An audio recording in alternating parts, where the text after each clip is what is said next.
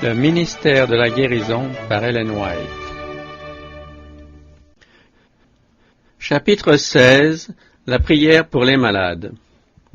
L'Écriture dit qu'il faut toujours prier et ne point se relâcher.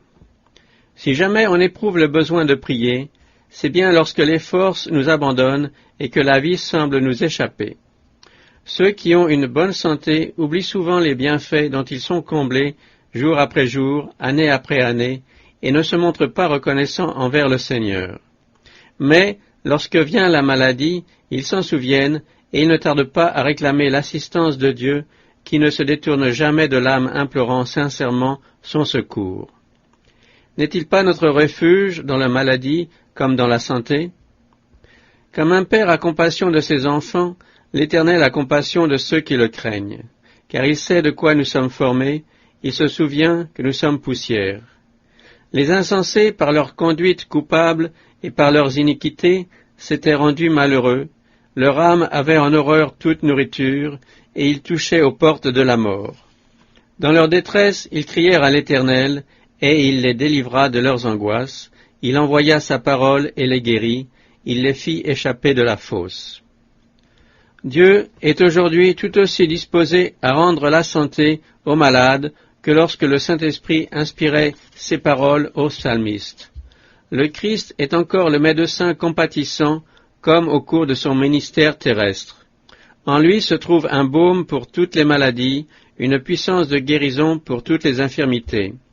Ses disciples actuels doivent prier pour la guérison des malades, comme l'ont fait ceux d'autrefois, et leur requête sera exaucée, car la prière de la foi sauvera le malade. La puissance du Saint-Esprit est à notre disposition, et la calme assurance de la foi peut se prévaloir des promesses divines. Le Seigneur n'a-t-il pas dit « Ils imposeront les mains aux malades, et les malades seront guéris » Ces paroles sont aussi dignes de confiance qu'au jour des apôtres. C'est un privilège que notre foi devrait s'approprier. Les serviteurs du Christ sont des instruments par lesquels il désire manifester sa puissance de guérison. Nous devons présenter à Dieu, par la foi, les malades et tous ceux qui souffrent, et leur apprendre à se confier au grand médecin. C'est la volonté du Sauveur que nous encouragions les malades, les affligés et les découragés à s'appuyer sur sa force. Par la foi et la prière, la chambre du malade deviendra un Béthel. Par leurs paroles et leurs actes, les médecins et les infirmières devraient pouvoir dire avec assurance « L'Éternel est présent en ce lieu, non pour détruire, mais pour sauver. » Le Christ désire manifester sa présence dans la chambre du malade, remplissant les cœurs des médecins et des infirmières de la douceur de son amour. Si la vie de ceux qui assistent les souffrants est telle que le Christ peut les accompagner au chevet du patient, celui-ci sera convaincu de la présence du Sauveur compatissant, et cette conviction contribuera beaucoup à la guérison de l'âme et du corps. Dieu entend nos prières. Jésus disait « Si vous demandez quelque chose en mon nom, je le ferai. » Et encore « Si quelqu'un me sert, le Père l'honorera. » Si nous suivons sa parole, toutes ses promesses s'accompliront. Nous sommes indignes de sa grâce, mais si nous nous donnons à lui, il nous accepte avec joie. Il opère par et pour ceux qui le suivent. Nous ne pouvons nous attendre à bénéficier des promesses de la parole de Dieu que si nous nous conformons à ses enseignements. Le psalmiste dit « Si j'avais conçu l'iniquité dans mon cœur, le Seigneur ne m'aurait pas exaucé. » Inutile de compter sur les promesses de Dieu si nous lui obéissons comme à regret. L'Écriture contient des instructions relatives à la prière en faveur des malades, mais cette dernière est un acte solennel qui ne devrait être accompli qu'après mûre réflexion. Dans de nombreux cas où l'on a prié pour les malades, ce qu'on a appelé foi n'était que de la présomption. Il en est beaucoup qui se rendent malades par leur intempérance. Ils ne se sont pas conformés aux lois naturelles et aux principes de la pureté. D'aucuns ont violé les lois de la santé dans le boire et le manger, ou dans la manière de se vêtir et de travailler. Bien souvent, la faiblesse du corps ou de l'esprit est due à quelques vices. Si ces gens recouvraient la santé, beaucoup continueraient à transgresser avec insouciance les lois divines, naturelles et spirituelles, et en concluraient qu'ils peuvent persévérer dans leurs erreurs et satisfaire sans restriction leurs désirs pervers. En faisant un miracle pour rendre à la santé de tels malades, Dieu encouragerait le péché. Il serait vain de faire connaître Dieu comme médecin suprême si l'on enseignait en même temps à se débarrasser de toute mauvaise habitude. Avant qu'il intervienne en leur faveur, en réponse à leurs prières, le Seigneur veut que les malades cessent de mal faire, apprennent à faire le bien, corrigent leurs erreurs et vivent en harmonie avec les lois naturelles et spirituelles. Confession des péchés. Il faut faire comprendre aux malades, désireux que l'on prie pour leur guérison, que la violation des lois divines, qu'elles soient physiques ou spirituelles, est un péché, et que pour recevoir la bénédiction d'en haut, ce péché doit être confessé et délaissé.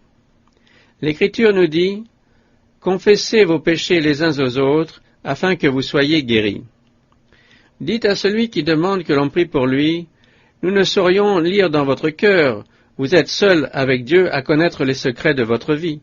Si vous vous repentez de vos péchés, vous devez les confesser au Christ, seul médiateur entre Dieu et l'homme. » Si quelqu'un a péché, dit l'apôtre Jean, nous avons un avocat auprès du Père, Jésus-Christ le juste. Tout péché constitue une offense à Dieu et doit être confessé par l'intermédiaire du Sauveur. Que le péché commis publiquement soit confessé publiquement et que le tort causé au prochain soit réparé après entente entre les deux parties.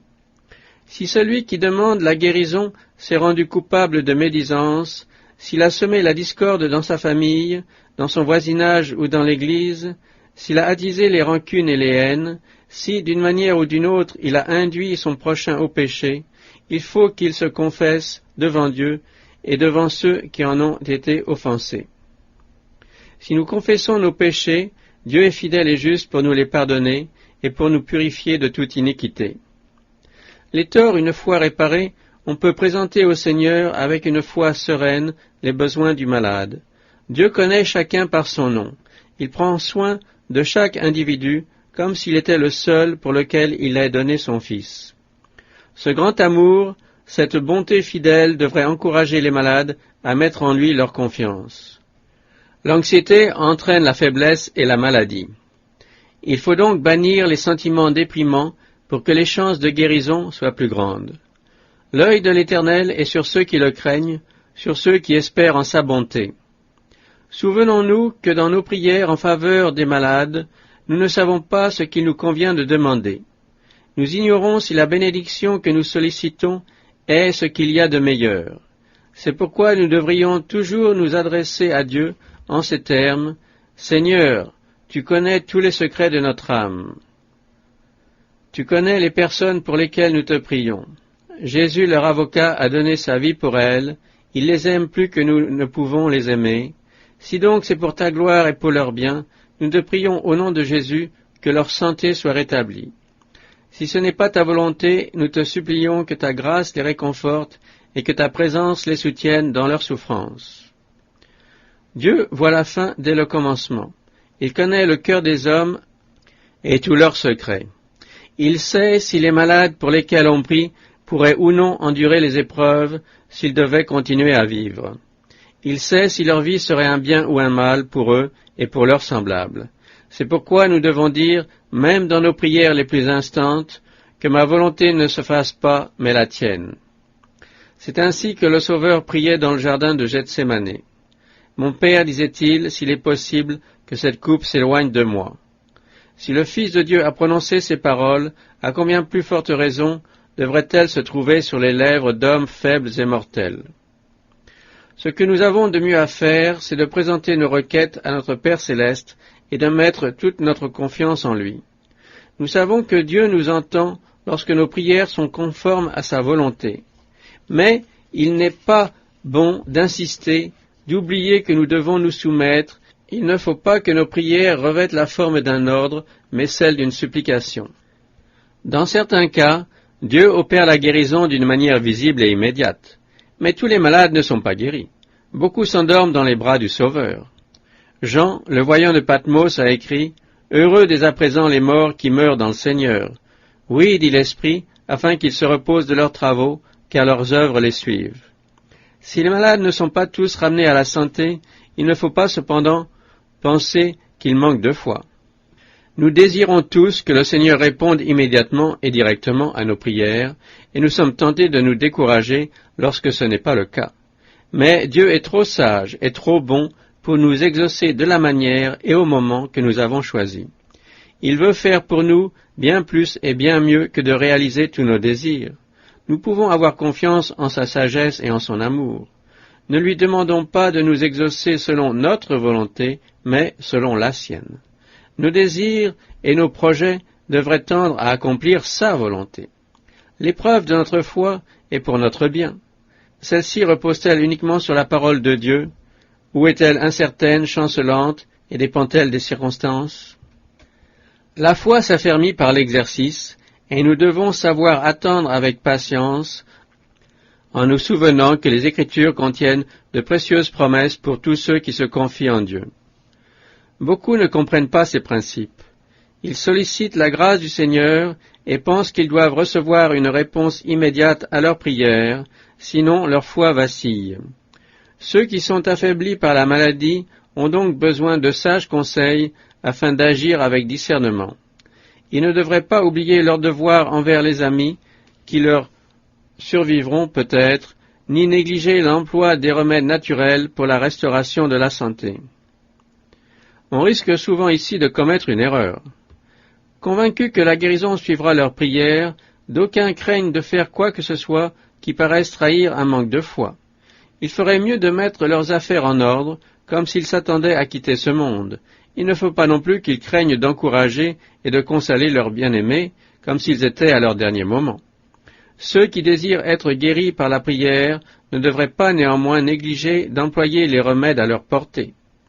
Ce n'est pas manquer de foi que d'user des moyens dont le Seigneur nous a pourvus pour alléger la souffrance et seconder la nature, que de collaborer avec Dieu et de se placer dans les conditions les plus favorables à la guérison.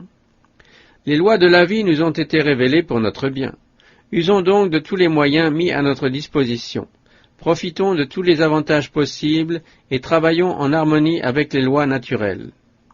Ayant prié pour la guérison des malades, nous pouvons redoubler de zèle à cet égard, tout en remerciant le Seigneur pour le privilège qu'il nous donne de collaborer avec lui et lui demandant de bénir les remèdes qu'il met à notre disposition. La parole de Dieu n'est pas contre les remèdes naturels.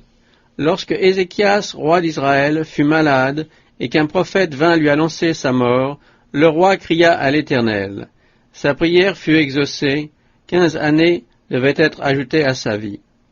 Un seul mot de Dieu aurait suffi pour guérir Ézéchias, mais voici les indications qui lui furent données.